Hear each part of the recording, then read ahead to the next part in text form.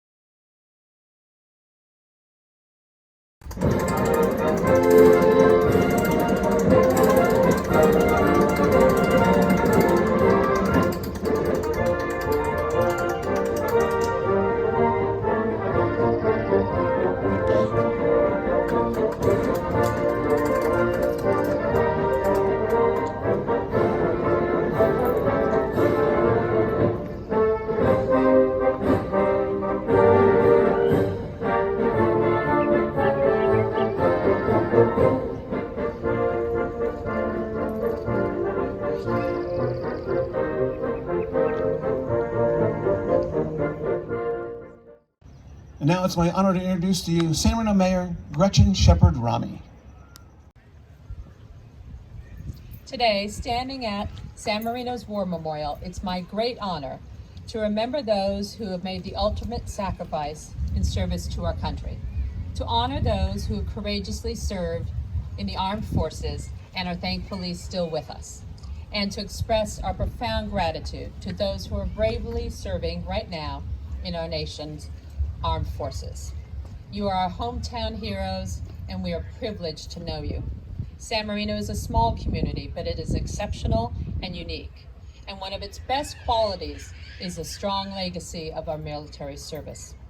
We hold our veterans and service members in our highest esteem as they represent the best of us and the very best of America. As a group, San Marino veterans are quite diverse in their age and gender and ethnic origin, but collectively they remind us what we have in common is greater than what divides us. They inspire each of us to be better and to know that together we can overcome even the most difficult challenges, which is especially important in these troubled times. In 1945, a legendary veteran from San Marino, General Patton, said, "It is foolish and wrong to mourn the men, and now I must say the women, who have died. Rather, we should thank God that they lived." So today, with our greatest respect, let us together take a moment to remember, honor, and give our deepest thanks for those who gave themselves so selflessly to protect us and strengthen the United States of America. And today it is my privilege to announce the launch of a new city project to memorialize San Marino's veterans and community members who have served in the armed forces, and so that we have a record for our community of their outstanding service for all time. So in today's virtual Memorial Day program, you will be able to see those initial efforts on the new project, with video clips of San Marino veterans and service members that have been recorded to date. This project is only beginning, so in the days and weeks ahead, the city will continue to gather these clips of our veterans and service members, and updated videos will be shared virtually for the 4th of July and for Veterans Day 2020. We would greatly appreciate the community's assistance in this regard and to get the greatest representation of our heroes. So please contact the city, and thank you. Stay well, and God bless America. Hello, I'm Congressmember Judy Chu. I'm so sorry that the social distancing requirements have made it impossible to commemorate Memorial Day in person. But it means so much to me that we can still have a virtual commemoration to honor and remember our fallen heroes. Today, we remember those who gave up their future for the sake of ours, and we get to say to them now what we did not get the chance to say to them then. Thank you. On days like today, I think about my father. He served during World War II as an Army radio communications sergeant at the Pacific Front in Okinawa. It was an experience that changed his life. While he passed away at the age of 91, I'm continually comforted by the tremendous pride that he had throughout his life about his service. And today, I feel pride in him and in all those before and after him who put their country first. Through their sacrifices, each of these brave men and women left us an inheritance, a stronger, safer America. And so while we remember those we lost, we must also dedicate ourselves to protecting what they died for. That means doing our part to take care of our veterans who've returned home. But unfortunately, that has not always been the case here in the San Gabriel Valley. Those area is home to more than 45,000 U.S. veterans who've served our country honorably. For too long, we didn't have a veterans health clinic here, which meant that veterans who needed health care had to travel long distances outside of the district, often taking up most of their day. What I learned about that burden placed on our veterans is that we had to do something. That started my 7-year campaign with the VA that culminated last summer in the opening of our very own Veterans Health Clinic in the San Gabriel Valley. This clinic offers veterans a range of services: primary care, telehealth, mental health services, and basic laboratory services.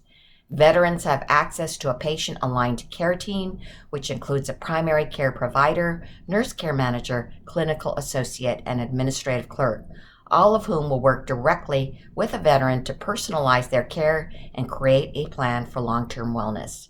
And it's just the beginning, as the VA is already working to establish a permanent clinic to serve thousands more in the coming years. If you are a veteran or know a veteran, please be in touch with my office about how you can take full advantage of these services you've earned. And lastly, while we remember those who fought for our freedom, I also want to acknowledge the many sacrifices continuing to be made today in the war against the coronavirus. Despite the threat of COVID-19, our soldiers, sailors, and airmen continue to man their posts, ensuring we remain ready for whatever comes our way, leaving themselves at risk so that we can remain safe. We thank them for all they're doing for us. I know we will get through this crisis the same way we've gotten through past crises, together. So thank you again for joining this celebration and commemoration to remember and thank the men and women in uniform who gave up everything. Their sacrifices will never be forgotten. Hello everyone. I want to start by thanking the City of San Marino for inviting me to be a part of the Memorial Day celebration. Today we celebrate all the men and women in the armed forces who gave their lives protecting Americans and also our freedoms. Although they cannot be with us, their memory will live on through national remembrance and also through their friends and family. I'm proud to say that California contributes more servicemen and women than any other state. On Memorial Day, we focus on Americans who served our nation through the military service and fought to preserve democracy abroad. It goes without saying that we should also take time to recognize the frontline workers and first responders for combating the COVID-19 pandemic. Again, thank you very much for having me, and please stay safe, and we're all in it together. Thank you. Senator Anthony Portantino. I'm joining my friends in San Marino with a somber message on Memorial Day. It's so important that we respect and remember the fallen men and women who answered the call for our country and who didn't come back. You know, the philosopher Elie Wiesel once said that if you don't have memories, you don't have culture. And so today we remember the men and women patriots who fought for our country so we enjoy the freedoms today. I applaud the wonderful community of San Marino for going forward on Memorial Day to say thank you to our current veterans and certainly to pray and remember the fallen veterans. God bless. Hi, I'm Supervisor Kathryn Barger, Chair of the Los Angeles County Board of Supervisors. As a San Marino native, I have spent many holidays in this city with my family, friends, and neighbors. I have beautiful memories of Memorial Day when this community reaffirms our commitment to honor the men and women who have laid down their lives serving our country. Though this year may look different than in years past, I know that San Marino residents will still find meaningful ways to pay tribute to our service members for making the ultimate sacrifice for our freedom. During the season when we're spending so much of our time at home, let us all keep those families in our thoughts who don't have their loved ones with them anymore. May we all keep them in our hearts and continue to express our gratefulness for their heroism every day. To lead us in our invocation, the Community Outreach Director of San Marino Community Church, the Reverend Jessica Vaughn Lower. My name is Jessica Vaughn Lower. I am the Associate Pastor for Contemporary Worship and Community Outreach at San Marino Community Church on Virginia Road. This Memorial Day, I invite you to join me in heart and in mind as we pray. Great Creator, who is our great uniter, we gather together today despite the presence of very real barriers that push us apart. Despite a global virus that asks us to take a step away from one another and close our doors to the ones we love, despite divisive politics that demean and spit in the face of our common humanity, despite different experiences of life and living that are the result of different socioeconomic backgrounds, different racial experiences, and different priorities of who is deserving and who is not. There are very real barriers that press us apart, but still, we gather together. Because choosing to stand together is the only way that our divisions and barriers will not have the last word. Because our remembering today those who chose to sacrifice instead of take for themselves, our remembering those who chose to serve instead of be served, our remembering of those who had no limit to what they were willing to give, reminds us of our true shared spirit, a spirit that echoes the character of our Creator and does not demean it. It is that spirit of generous sacrifice, that spirit that chooses courage in the face of things worth fearing, that we unite our hearts around today. It is our prayer that we will serve as fully as we have been served, giving without reservation or limit to those whom we love and to those whom nobody loves. Amen.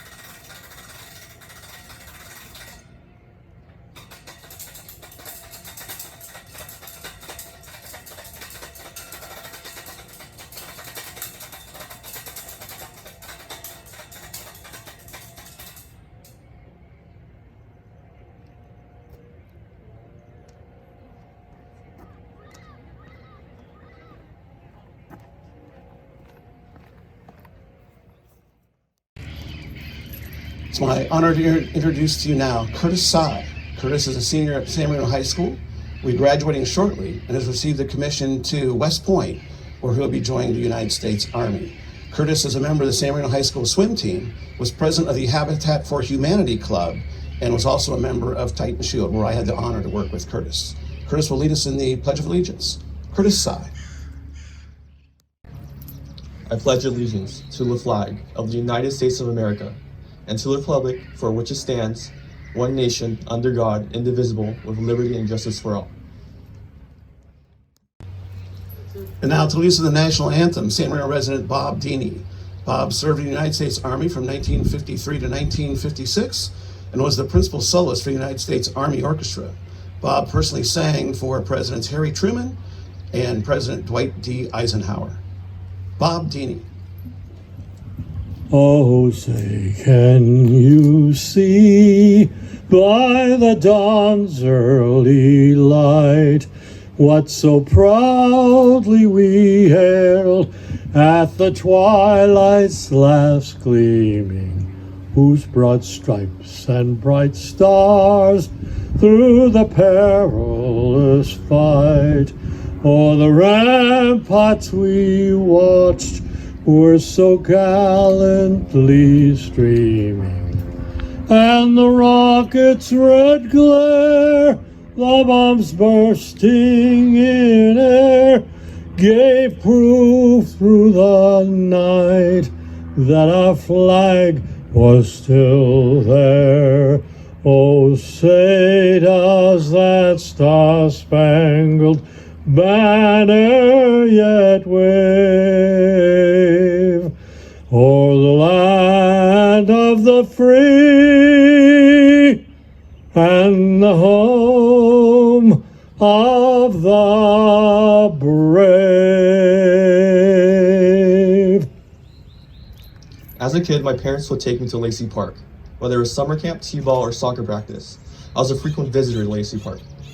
With every visit, I would pass the land newly built war memorial. And with every glance at this memorial, I thought of the extraordinary courage and fortitude that the men and women must have possessed to lay their lives on the line for our country. I thought of the people that they influenced and the lives they had changed for the better. Today, on Memorial Day, we honor and remember these courageous military men and women who have made the ultimate sacrifice. At the front of the memorial, there's a small plaque honoring General George Patton, a citizen of San Marino, a graduate from West Point, and arguably one of the most courageous generals in U.S. history. Patton embodies what a true leader of character is. As a young child, this is what inspired me to pursue an appointment to West Point.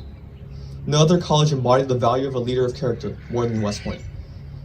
As I stand here at the exact spot where my aspirations to first go to West Point blossomed, I can't help but marvel and feel truly blessed to be given this opportunity to pursue my childhood goal. I'm honored to join San Marino's rich military history. It is no miracle that the city has had so many of its citizens join the military. The San Marino community has been so incredibly supportive of the military. The city has always displayed great patriotism through its 4th of July celebration, Flag Day at our local elementary schools, today's Memorial Day ceremony, and countless other events. Today, we are at war. This war is not being fought with guns or bullets, but by the courage and fortitude of the healthcare workers in the front lines. Same courage and fortitude of the fallen heroes we are commemorating today. In the Soldier's Creed, it reads, "I'm a guardian of freedom and the American way of life." This American way of life has been sacredly guarded by the fallen heroes honored today. Though our American way of life has been forced to take a different path as of late, the soldiers taking out this invisible enemy are valiantly fighting to bring it back. So to all the doctors, nurses, policemen, firemen, and essential workers who made the ultimate choice to stand as guardians to our freedom and our American way of life, we also honor your sacrifice today. Now it's my distinct honor to introduce to you our keynote speaker for today's ceremony, firefighter paramedic Dave Tannehill. Thank you, Mitch, for your kind introduction. As he said, my name is Dave Tannehill. I am one of your City of San Marino firefighter paramedics.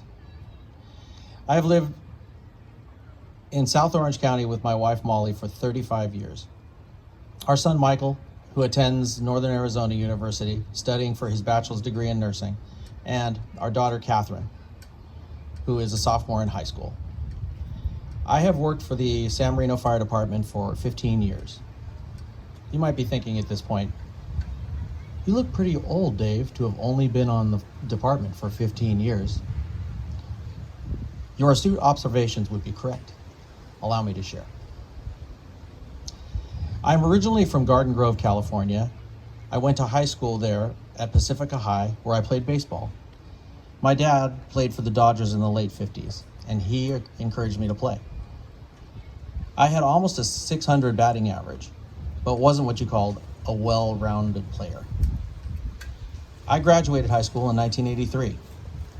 I got an odd job and worked and partied until I finally wanted something more. I guess you could say I took a partying sabbatical. My parents had me in their late 30s, and I had an older brother, John. John volunteered for the Army in the 60s, and while stationed in Germany, he volunteered for Vietnam. While in country, on patrol, someone in his squad stepped on a landmine. Most were killed, and John was paralyzed on half his body by a piece of shrapnel which was lodged in his cervical spine. He was sent home to recovery, and although he was able to recover physically and eventually become a registered nurse working for the VA hospital, he never fully recovered mentally or emotionally. Cancer took John's life at 60 years old. I always looked up to him in spite of our age difference and the fact that we were not very close, but he always took great pride in his service to our country. I joined the Navy in late 1985. I wanted to do something I could be proud of. My mom remembered dancing with sailors when they returned from World War II, and my family hoped for a better outcome than my brother had had, so we agreed that would be best for me. The Navy, in their infinite wisdom, decided the most cost-efficient way to train me would be to send me across the country to Florida for basic training. It was really the first time I'd ever been out of California. I remember learning how to march, about following orders, attention to detail, military bearing, teamwork, and how to enter the mess hall, serve, and eat my fine Navy chow and be back on the line in 20 minutes, exactly. Also, there was a camaraderie born of adversity. There were times when I thought I would fail, that I wouldn't measure up. I remember the tears running down my face while at attention when the DIs compared my commitment to the military and our country to the crews of the Challenger, who gave their lives advancing human spaceflight. By the end of training, we had mastered all that they had to teach us. Passing in review in front of our commanding officer, my family, and Molly was one of the proudest moments of my life. I served as a personnelman on board the USS Downs, FF1070. My time in the fleet was during the Cold War, and we spent most of our time at sea searching for Russian submarines, and we actually chased a few off with the help of the other resources in our squadron. I was good at my job. I also served as a shipboard firefighter and the equivalent of an EMT. Back then, in the military, taught us how to fight fire using a wet shirt for airway protection, how to wear dungaree work uniform to protect our skin. This training was undoubtedly in place because of the experience of the men who fought in the Pacific Theater in World War II. No modern firefighting gear, just a little bit of training, some AFFF, and the knowledge that if the fire wasn't stopped or contained, all my shipmates would perish. I was very proud that they had chosen me to be among the first aboard to shoulder this responsibility. My last 9 months or so of enlistment was spent in dry dock while the ship went through some upgrades. The Downs is currently crewed by a school of fish, as it has been decommissioned and sunk for a reef. I felt at the end of my enlistment that a career in the military just wasn't for me. I tried odd jobs and made some money, but always felt unfulfilled. I was at the home of a friend of my wife celebrating her daughter's birthday and was chatting with various people. I entered into a conversation with her friend's father, Jack. Jack had just retired from the Newport Beach Fire Department after 30 years of service. He shared with me about his experience in the fire service. He shared about his co-workers, what it was like to do the job they did, and to my amazement, he started to cry with gratitude during his story. I knew in that moment what I wanted to do with the rest of my life. I began attending night school at Santa Ana College, attended the part-time fire academy while working full-time and raising my first child. It was challenging, but I could not have been prouder of the endeavor. After the fire academy, I went to work for Monterey Park Fire Department as an auxiliary firefighter. I worked there for 2 years and departed to further my education and become a paramedic. My daughter Kathryn arrived 2 weeks after graduating paramedic school. Almost right away, I got hired as a reserve firefighter with the City of Fountain Valley Fire Department and worked in Moreno Valley and Lake Paris as a paramedic for AMR. In my spare time, I would test as positions opened up in various municipal fire departments. I was finally hired here in San Marino just before my 40th birthday, and here I have been ever since. I and my entire family are very proud of that fact. The SMFD is a small department, but extremely professional compared to other places I could have chosen. And although my upward mobility is limited, I could not be more grateful for the community or the people with and for whom I work. My story of preparation plays out similarly with individuals throughout the fire service. The men and women of today's fire service are highly trained and prepared on the day they are hired. Some obtain the required training after college, and some postgraduate. All are here with a desire to help others, to be challenged physically, and to be ready to act when called upon. It is our duty, and we assume the mantle with pride. Those of us who served in the military can relate to this, I think. We place our bodies and our futures between danger and those we protect. This is particularly poignant as we remember those who sacrificed all, and gave their lives in service to others. This year is quite different than any other year we have experienced in our lifetimes. The COVID-19 pandemic of 2020 has produced new challenges for all in our society.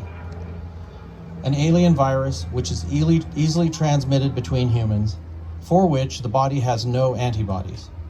It is invisible, virulent, and potentially lethal. It can be carried and spread within our communities unknowingly, within families, and is potentially lethal to loved ones who are elderly or infirmed. At best, it is a horrible 3 to 4 week respiratory illness for even the very healthy if contracted. Yet we have a duty to respond. We in the fire service are trained to help, to try to ease the suffering of the ill and injured. Yet for this illness, there is very little we can do to help except respond to those who call. In doing so, we increase the risk for the people in our workplace, our homes, and our extended family. Our chief, Mario Rueda, rightfully states that in some ways responding to this environment is more stressful than entering a burning building. Like in the military, we are trained to take calculated risks. This makes us more valuable to the community because we can make better choices about when, where, and how to intervene. With the coronavirus, we are responding with many unknowns. Were we infected? Are we going to carry this virus home and injure our families or our children, our parents, our co-workers? Yet duty calls. Even more, I want to be the first person through that door, to place myself between danger and others. I am blessed to do so. I'm going to be very honest with you, for I know the truth about something. I am nothing special. All men and women have the desire to protect those they love, to become a conduit of our Creator and do good work in the world, to serve and to protect those in need.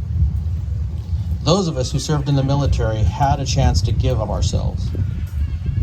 In past years, I have observed here at this Memorial Day event the very finest that America has to offer. Some have suffered through the hell of war. Some have dedicated their lives to protecting us. Many remember the ache when we think of those we have lost. We dedicate this day to our fallen heroes. Let us never forget them or their sacrifice to our great country. We are grateful. We are all Americans, and we wouldn't have it any other way.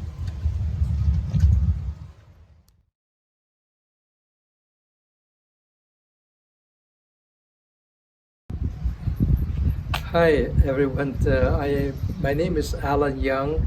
I was in the Navy Medical Corps, 1969 to 1975. I left as a lieutenant commander. My life in the Navy has been wonderful. It gave me and my family some extraordinary experience. I was stationed in San Diego and then Japan. And when you're outside the country in a naval installation, everyone on the installation feel akin to each other, feel like, so to speak, we're on the same boat. It has been a wonderful experience. I have my first 2 children there in the Navy, and it has been 6 years of time in the Navy, and it's well worth it. I even believe that everyone should have some sort of experience in the military life, so to experience a certain form of life, a certain group of living, and it's almost like in the military industry or something, we all feel like we are family. And I'm happy to be back in the civilian life in San Marino, but that part of my life is very memorable. Hi there, I'm Dennis Neer, and I just live down the street here from the War Memorial, and it's a great pleasure for me to participate in this virtual War Memorial Day celebration. I want to first take off my hat to Mitch Lehman. He's the one who started the Memorial Day celebrations some number of years ago. And I've had the pleasure of attending every single one of those very moving ceremonies that we've had, honoring the people whose names are on the wall, but all the veterans who served to protect our country. It's been a great pleasure and a great honor for me to be a part of this. Going back to this war memorial, when I moved here, this war memorial didn't exist the way that it is now. It was kind of a rundown thing. And we, that'd be Mitch Lehman and others, decided that we should have a new war memorial. And good for good or bad, I was put in charge of the fundraising for the war memorial. And we raised $280,000 over a short period of time. And I'll have to tell you that of all the fundraising activities that I've been involved in this city, and there have been a number of them, raising money for the war memorial was the easiest and most successful thing that I've been involved in. The community really got behind supporting this, and they were really supporting the veterans and the people who paid the ultimate sacrifice in the war. Well, my military history or experience isn't all that exciting. I was for 4 years in the ROTC when I went to college, got out of college and became a second lieutenant in the 4th Infantry Division, which was stationed at Fort Lewis, Washington. Now, the good part about that was it was a highly trained division. It was ready supposedly to go anywhere in the world at that time and do what we needed to do. Now, luckily, I didn't have to go any place to go fight a war, so I did my 2 years of active duty at Fort Lewis. During that time, I went to Fort Benning for some training and also went to airborne school during that time. And then, after 2 years, I was honorably discharged, but then spent 4 more years in the Army Reserve, which was required as part of the ROTC commitment. But what I want to do is really pay honor to all the veterans who have served, especially those who have served in combat. I take my hat off to them, and you can't believe how much I appreciate it. As to my experience in the service, I do think it helped me grow up. I got responsible about things. I was a leader of my platoon, of my company, and so that was all a very good experience for me, and I appreciate it, and I think it's helped me out of my life. So good luck to everybody, and this is a Memorial Day that's different, but still very important. Thanks. Steve Park, United States Navy Medical Corps, 2005 to 2009. Operation Iraqi Freedom, 2006, and San Marino High School graduate, 1993. So in the Navy, I served in the Medical Corps, so I provided medical care to active duty service members, men and women, and also their families. And during my deployment to Iraq in 2006, I provided emergency and trauma medical care to our Marines and sailors that were deployed out in support of Operation Iraqi Freedom. And one of the best experiences of my life, it was a busy, violent time in that year, and I saw some incredible things, heroic, tragic, and it's all really shaped my experience as a military medical physician and is carried through now as a civilian physician in terms of just the perspective it brings to life and medical care in general. Hi, my name is Dwight Catherwood. I served in the United States Air Force from 1967 to 1972 with the rank of captain.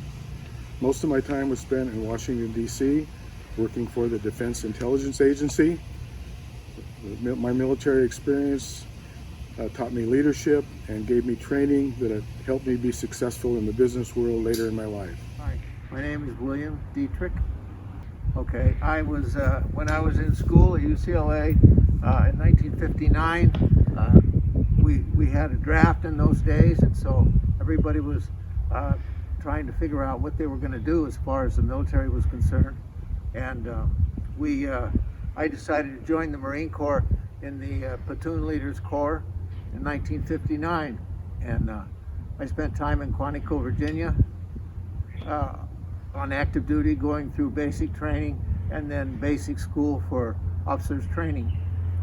After that, I went to Camp Pendleton for a short time, and at that time I received an acceptance for medical school.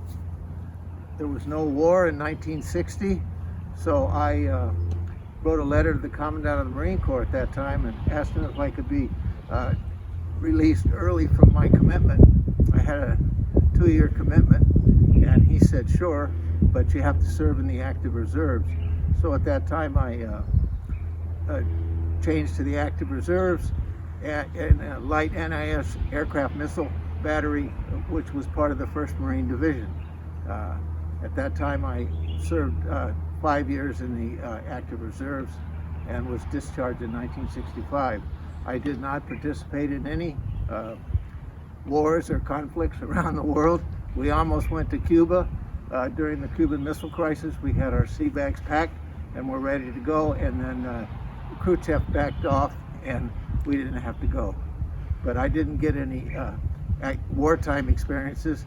I have lived long enough to remember in World War II family members who died in European theater, and then in Korea we had good friends who had their children in Korea, and they had lost some lives. But my time in the Marine Corps was very special. I learned a lot about leadership. I learned a lot about loyalty and the importance of the American flag and the American way of life, which is a lot different than elsewhere. After I was done with the Marine Corps and finished medical school, I went on to become a cardiothoracic surgeon, and these days with the coronavirus that we're going through now, we wear masks all the time, and you can see the one I have now. Actually, I wore a mask just like this, an N95, throughout my career in surgery at Huntington Hospital, so it's not really new to me. And but I really feel that my time in the military was very instrumental in my life, the way I live, the way I believe in the concept of freedom and loyalty to the American flag and to the American way of life. Okay, my name is Paul Kroll. I spent my time in the service in the United States Army. I graduated high school in 1950, mid-June, and by the end of June, the Korean conflict started. Entered college the following September. It was Claremont Men's College, now Claremont McKenna. We were faced with two choices. We could get drafted, or we could join the ROTC and become officers. I was really motivated to become an officer. I'm a first-generation American, and really felt an obligation to the country that was so great to my father, giving freedom and opportunity beyond belief. Upon completing college, went to Fort Benning, Georgia, to complete my basic infantry officers training, then assigned to the 33rd Infantry Division in the Panama Canal Zone as a heavy weapons platoon leader. Primary mission was to protect the canal, and secondarily to train for jungle warfare. The Jungle Warfare Training Center was centered in the Canal Zone, and after I received my Jungle Expert designation, I was reassigned to the 23rd Division Military Police Company at Fort Clayton in the zone. The Army was moving combat officers into the various other branches within the Army. I look back at my career. It was a great experience. I enlisted in the Naval Air Corps in 1943. when I was 17 years old, and the war ended when I was about 18 or 19.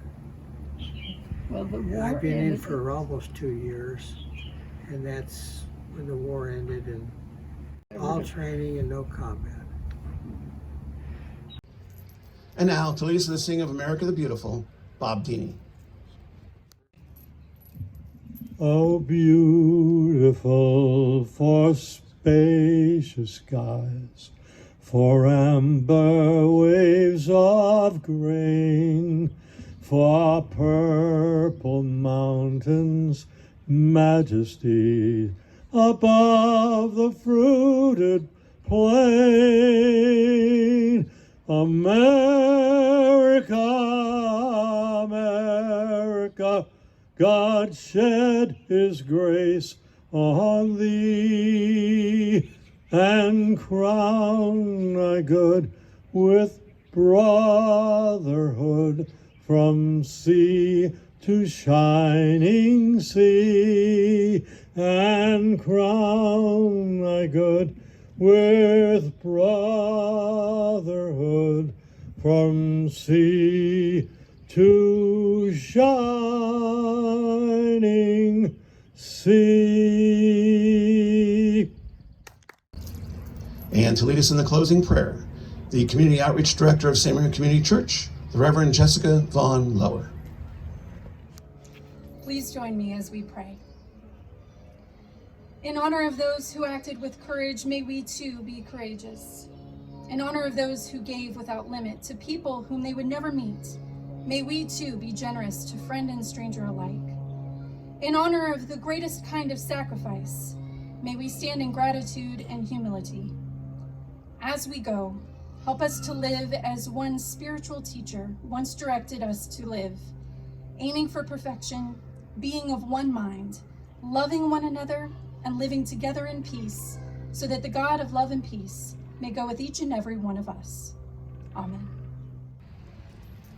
Exactly 1 year ago, I stood in this very courtyard and spoke about the value of being physically present in our lives. I quoted a friend of mine who once said to me, Mitch, 70% of life is just showing up, and how I had remembered that statement for over 20 years. At the end of our ceremony last year, I thanked all of our veterans in attendance for showing up at a time when our country, when our world had needed them the most. I was shocked at how many people remembered that very simple line as it was repeated back to me in cards, letters, emails, and even in the buffet line at a city club meeting. I actually researched the saying recently, and there are several different numbers that appear. From 50% of life is just showing up, all the way up to 90% of life is just showing up. I care much less about the percentage and much more about the just showing up part. A now popular saying has made its way through the world of social media that talks about the need for social distancing in the time of the coronavirus, and it goes something like this. Your grandparents were called to war. You're being asked to stay home and sit on your couch. You can do this. So now, unfortunately, it seems like 100% of life is about not showing up. That's a painful irony that I wish was not true, especially at the time I said it a year ago. But I thank the City of San Marino, its Recreation Department, and especially Eddie Covarrubias for providing this opportunity to share Memorial Day in any fashion, even one as painfully impersonal as this. For while we can still transmit speeches, display the images of flags being raised, and honor those who made the ultimate sacrifice for our freedom and celebrate our veterans, the real joy is simply in being together. Apparently, the coronavirus made it impossible for us to congregate here at Lacey Park, but Covarrubias made this event take place, and for that, we are extremely thankful. We will be even more thankful when we are able to assemble again, and we are planning for a representative ceremony near Veterans Day, and we hope we can all see you then. One San Marino resident I hope will be there is Steve Antozzi, who on St. Patrick's Day turned 95 years old. While Steve's name might not be immediately familiar to you, his resume might ring a bell. Steve jumped off a landing craft during the invasion of Normandy Beach on D-Day, June 6, 1941. Later fought in the Battle of the Bulge, and eventually was an eyewitness to the Nuremberg war trials. I saw Steve in his front yard a few weeks ago and stopped by to see how he is doing. It came as no surprise that Steve didn't seem very interested in wearing a face covering or staying 6 feet away from anything. I guess when you've dodged bombs dropped by the Luftwaffe, fired at Panzer tanks and stared down Nazis, what's a little virus? Steve's daughter, Leslie, assured me he's staying safe. Or, more likely, the coronavirus is staying socially distanced 6 feet away from Steve. And we hope you are as well. Much is focused on the many things that we're missing out on these days. A friend of mine wrote me a letter the other day explaining how terrible it is that students, especially seniors in high schools and colleges, will not attend senior proms, graduations, and the like. I thought of the 53 men whose names appear on this wall, some of whom lied about their age so they could serve their country too early, who left school for boot camps, and all of what we're experiencing now seems more like just an inconvenience. We seem to have lost any sense of the meaning of the word sacrifice. If only there was a way to calculate the number of missed events among these men, and they include careers, families, and children, not just rented tuxedos and graduation gifts.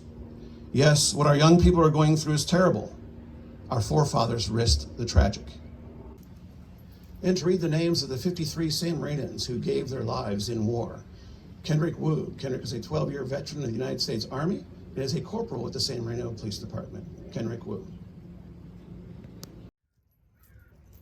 Walter Curtis Alstrom. Bailey Badgley. C. Gregory Baker. Robert Barrow. Cyrus Morehouse Burnley Jr.